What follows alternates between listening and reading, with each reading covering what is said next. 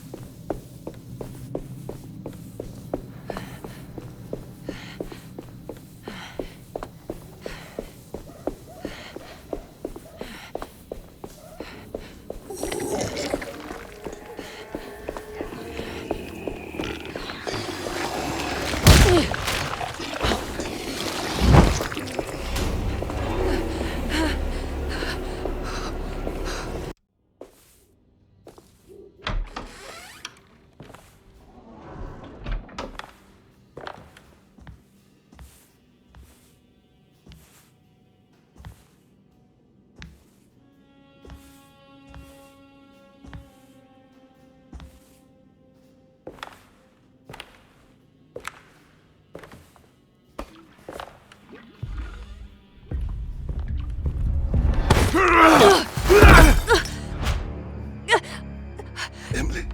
Is that you? Baptiste? How'd you get here? I was back at Derceto. Looking for my Uncle Jeremy? Jeremy's your uncle. I didn't know. Why would you? You're still working at Derceto? Yeah, both me and Lotta stuck around.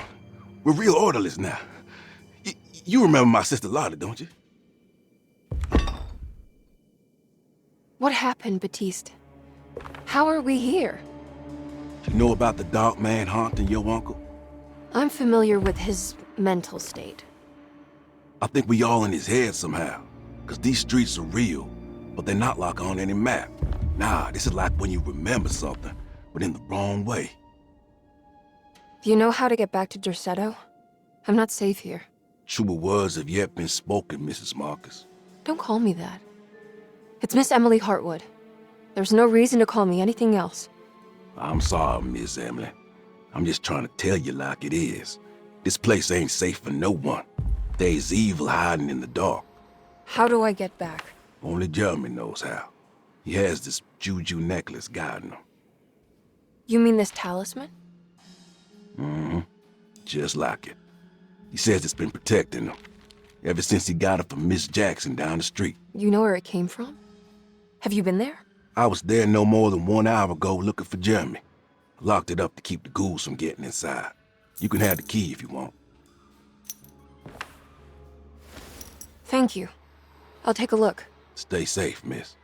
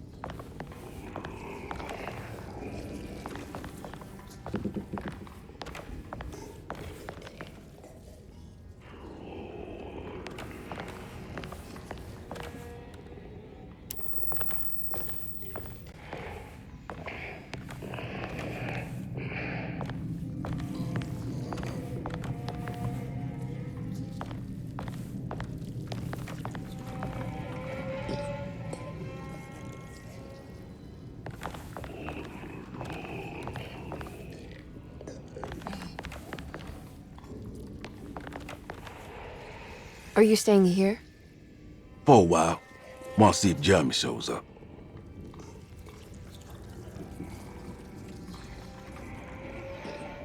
Your sister. She also works at Derceto? Yeah, she the one who got us jobs.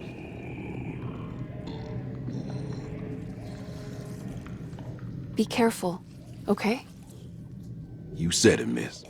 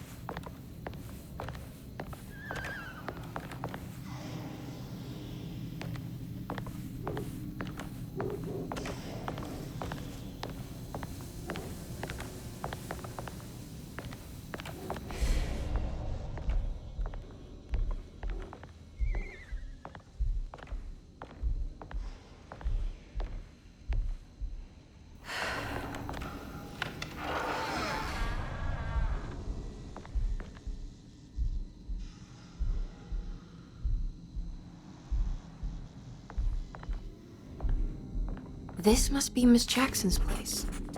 Let's see if we can find out more about Jeremy's talisman.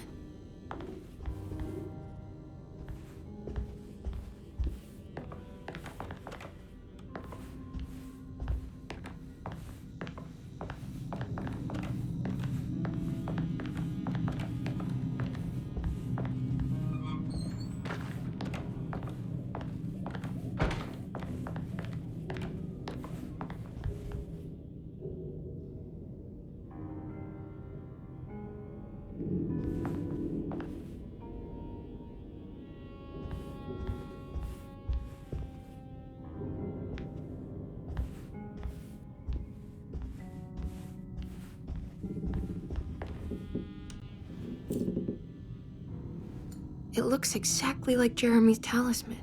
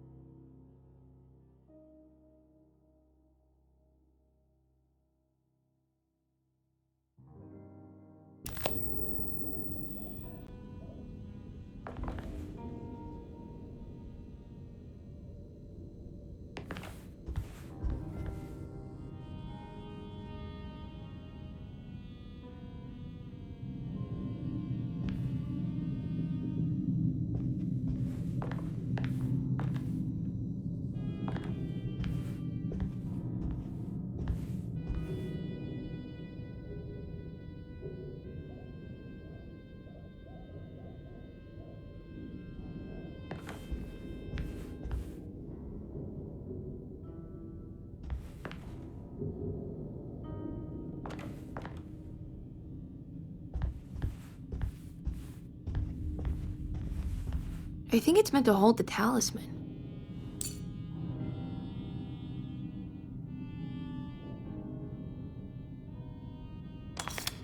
I'm not sure what numbers I should use. Maybe there's something in Jeremy's notes.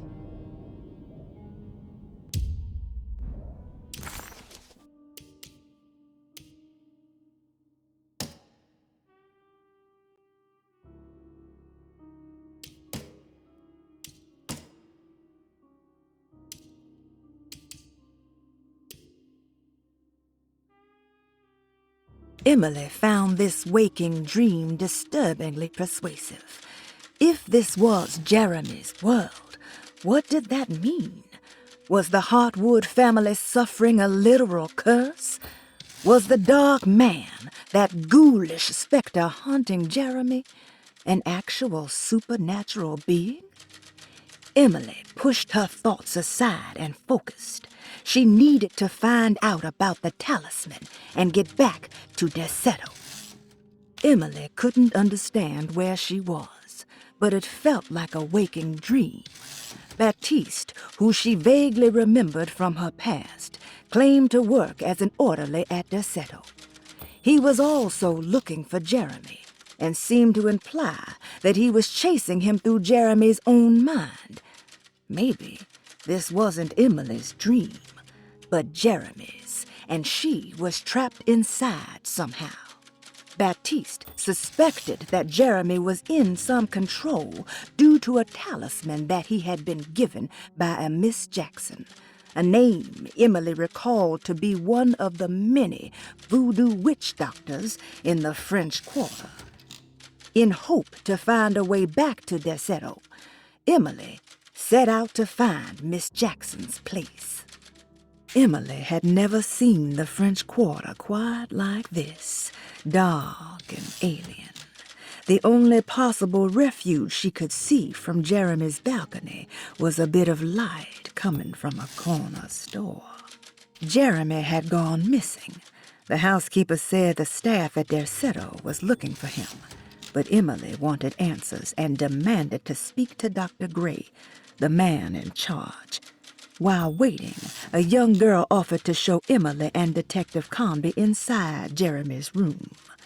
The perfect opportunity to look for clues regarding Jeremy's disappearance.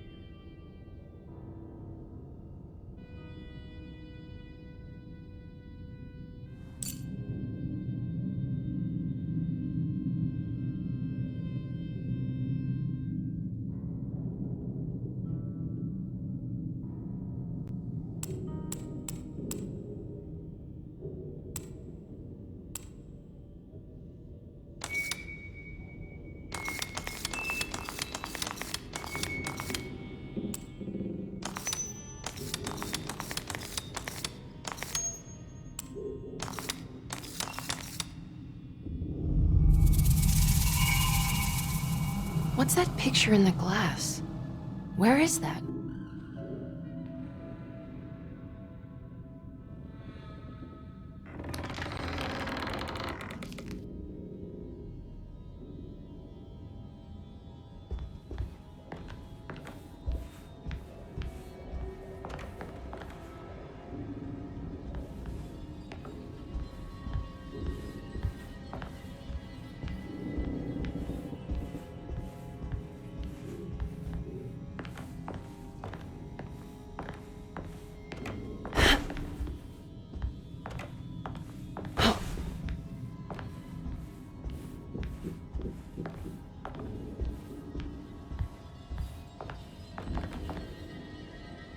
Good to see you again, Miss Hartwood.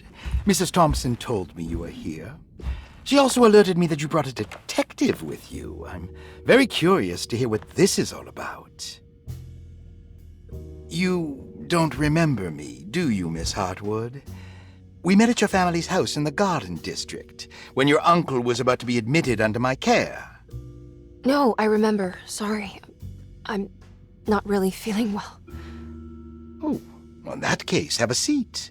Let me make you a drink. I don't seem to have made much of an impression on you. On the other hand, I can vividly recall you and your parents.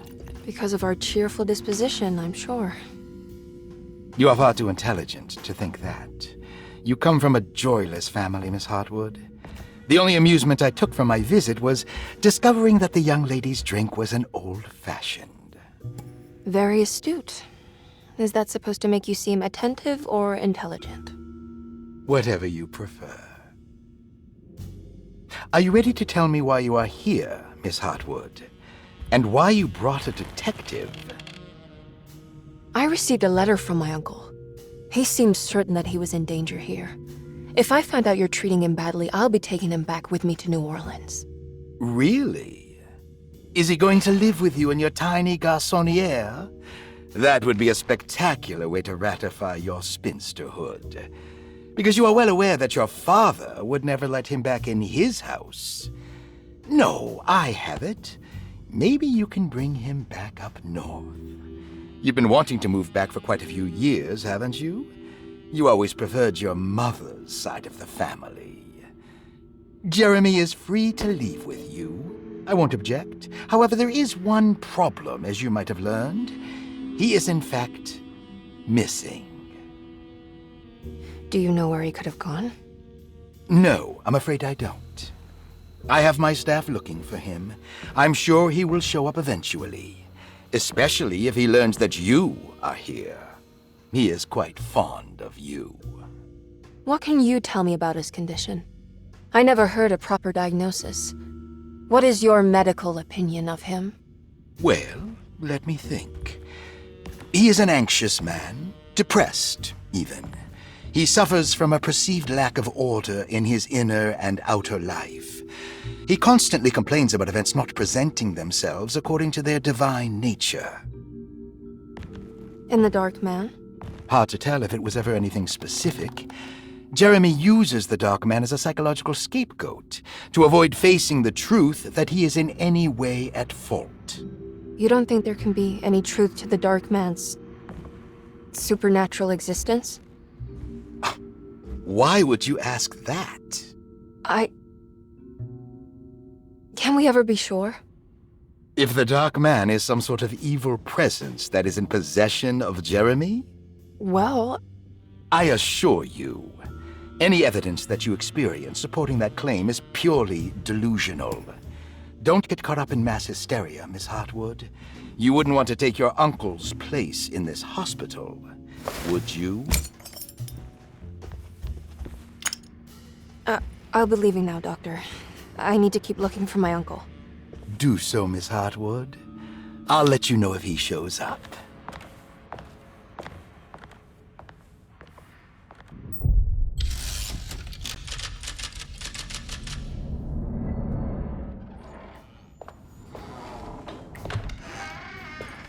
Detective Carnby! God, I'm glad to see you. I was afraid you had left. Me? You're the one who just disappeared. It's hard to explain. I think I blacked out. It was like I went somewhere else. It's okay, miss. You're clearly upset. No, I don't know what's happening. This is a very stressful situation for you, I understand. Ugh, no, you don't understand. Just take a deep breath. Why don't you sit down, smoke some of the Perique? If you want, I could even drive you back to New Orleans. I just want to have a talk with Dr. Gray first. I want to stay. I found a talisman just like the one in the painting. I think I might be able to figure out where Tarawea is, where Jeremy wanted to go. That's great. Just stay out of trouble, okay? Let me handle the investigation. I'm not crazy, Detective. Not yet. Okay, catch you later.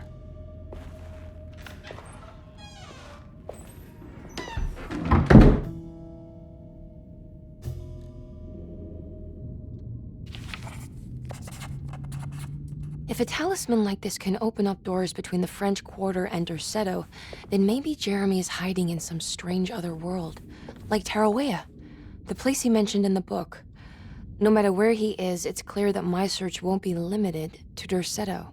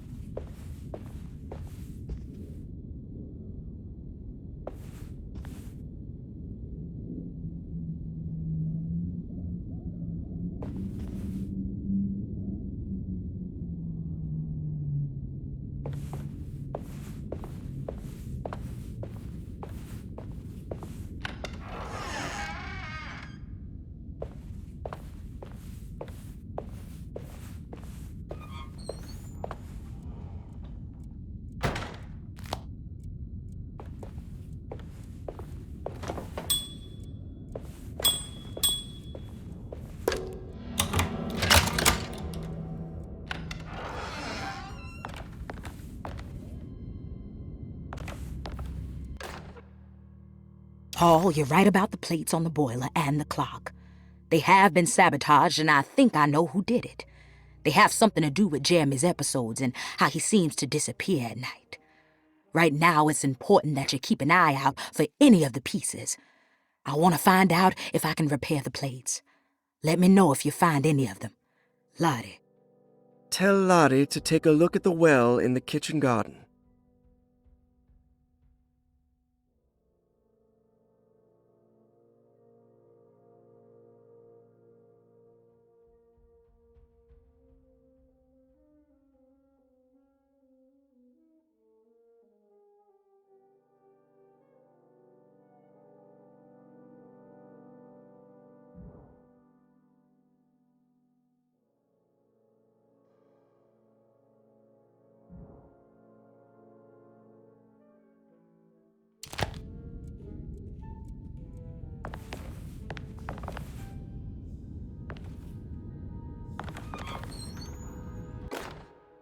Dr. Elmore Lee Gray is Deceto's chief doctor. Accounting and all administrative work is handled by me, Paul Waits. Magdalena Thompson, or Mags, is responsible for the household. Jean-Baptiste and Charlotte Tabois are responsible for keeping the guests' medical regimens in check. Finally, Jack Chance is our gardener, who can occasionally be seen in the conservatory, but is for the most part busy outside. There are currently 6 guests at Derceto. Malcolm McCarthy and Ruth Tallant reside on the first floor. Jeremy Hartwood, Elisabetta Perosi, Grace Saunders, and of course, Cassandra Beauregard live on the second floor.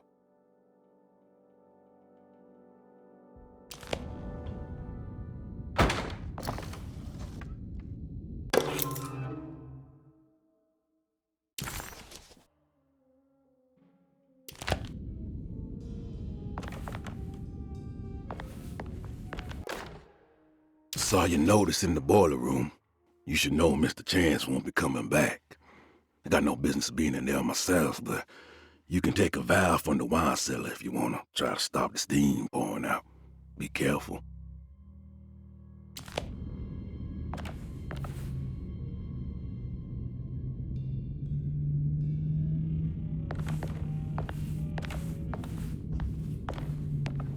I need the key.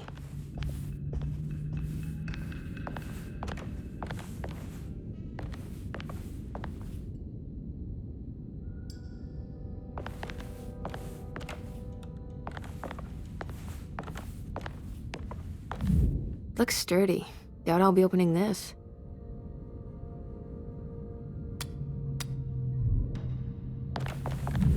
Looks sturdy. Doubt I'll be opening this.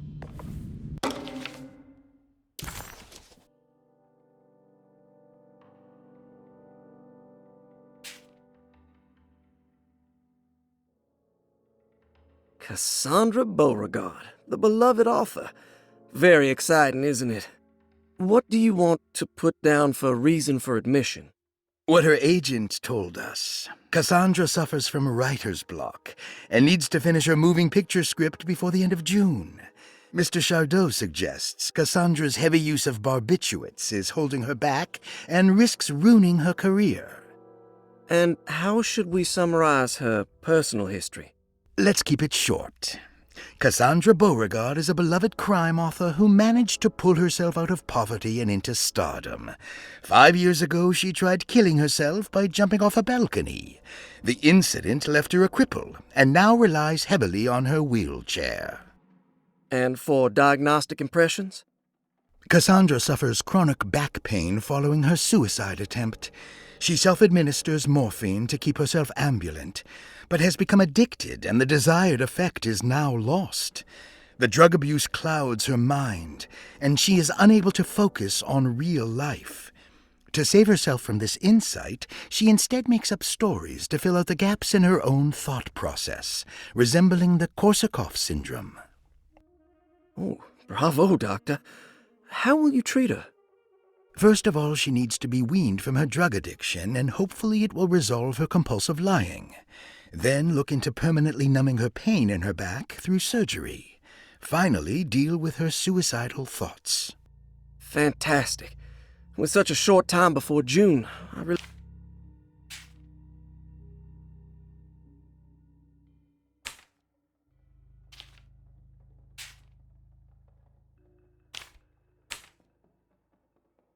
Grace Saunders, 11 years old. Reason for admission? The mother insists on strict supervision by a proper gentleman to avoid further perversion of Grace's adolescence. Personal history? Grace's family possesses modest wealth and status.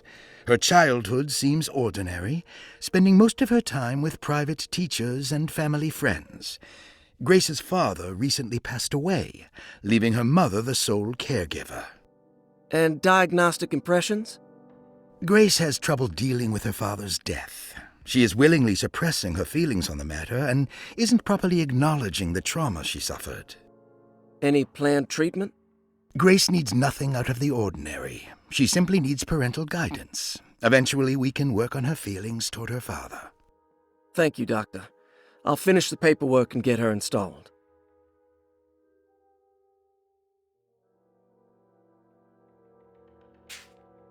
Malcolm McCarthy, 54 years of age. Reason for admission? McCarthy admitted himself to Dorsetto, stating simply that he needs some damn rest. And personal history? McCarthy claims he used to work as a lawyer in Baton Rouge, but says he can't go into details because of some legal dispute. His background remains largely a mystery, except for the occasional clue that he drops in conversation. Huh. And diagnostic impressions? McCarthy is an anxious man and an alcoholic. He often tells half-truths due to some deep-seated inability to trust other people. And how will you treat that?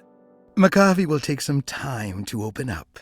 Spending time with Jack's dog or the child should be good for him. Their harmless nature will help build his sense of trust. Thank you, Doctor. Elisabetta Perosi, 33 years old? What should I put down as reason for admission? Well, Perosi broke into Derceto and was found wandering the grand parlor. She was confused and suffered partial amnesia. She insisted she belonged here and offered to pay for her stay. Right. What do you make of her story? Perosi claims to have been a member of the Astarte artist colony some 20 years ago, a claim that seems contrafactual due to her young age. She looks to be and even thinks she is 33 years of age. That would make her a child at the time. It seems fair to say that Perosi's story is untrue, deliberately so or not. Diagnostic impressions?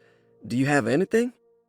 Perosi's story is peculiar because she retracted her story about the artist colony.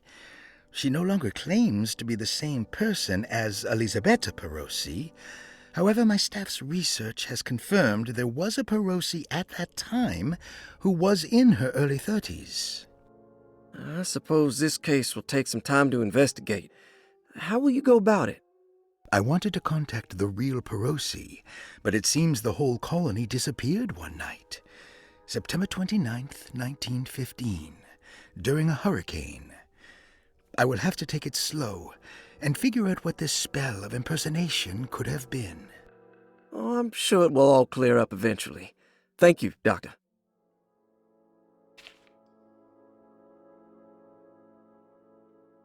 Ruth Talon, 29 years of age. Reason for admission? Ruth's father wishes that his daughter be removed from New Orleans nightlife for the foreseeable future. He fears that her overly free spirit is tarnishing the family's reputation. Sounds simple enough. Personal history? Ruth comes from considerable wealth. Her family owns several hotels and restaurants. Unlike the rest of the family, her sense of adventure has taken her around the world, including France during the Great War as a photojournalist. The last decade, she has provoked many rumors of being a debauched flapper, bordering on nymphomania. And diagnostic impressions? Despite her father's frivolous reasons for her to be admitted, Ruth does seem to provide an interesting case. She is refreshingly open and doesn't shy away from talking about her life during the war or her continuous celebration after returning to the States. She is admittedly a sexual deviant and feels no remorse. And her treatment plan? Simply staying at Derceto should do wonders for Ruth. If not, at least for her family's reputation. Ruth doesn't need to change, but with therapy I might be able to share with her some sympathy towards her family. I doubt she will settle down and become as dull as the rest of them, but at least she might try to be more discreet in the future. Interesting. It's all the patient files except for Jeremy's.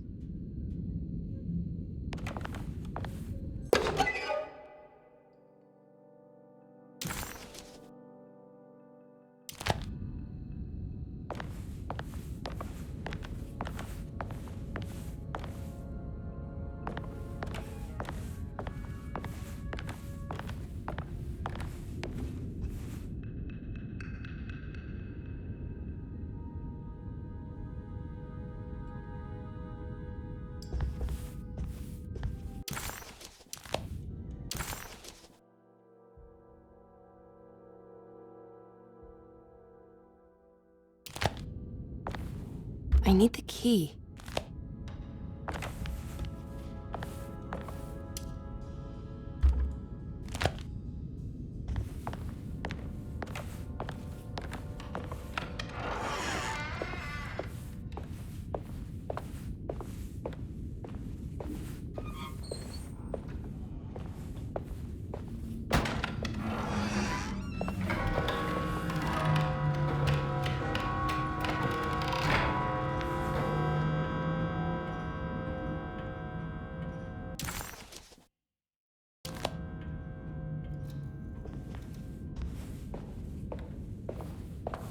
I can't leave. I need to find Jeremy.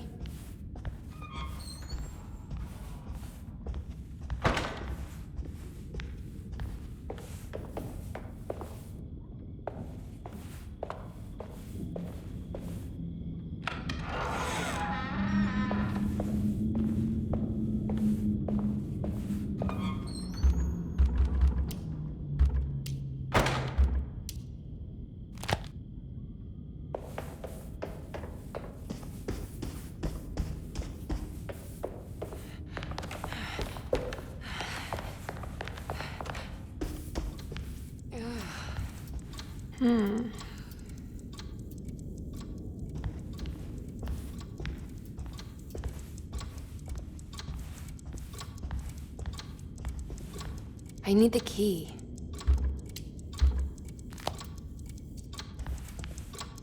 What's that stain? Looks like some kind of rot.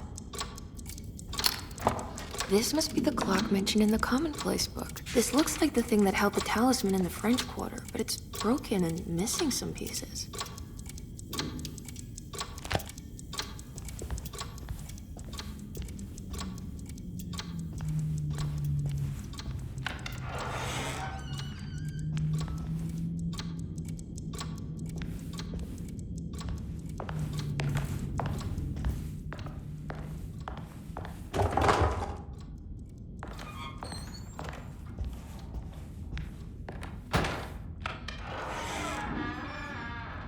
Jeremy's room.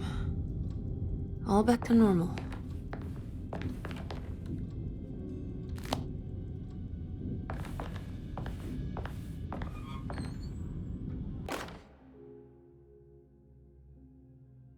Emily's here.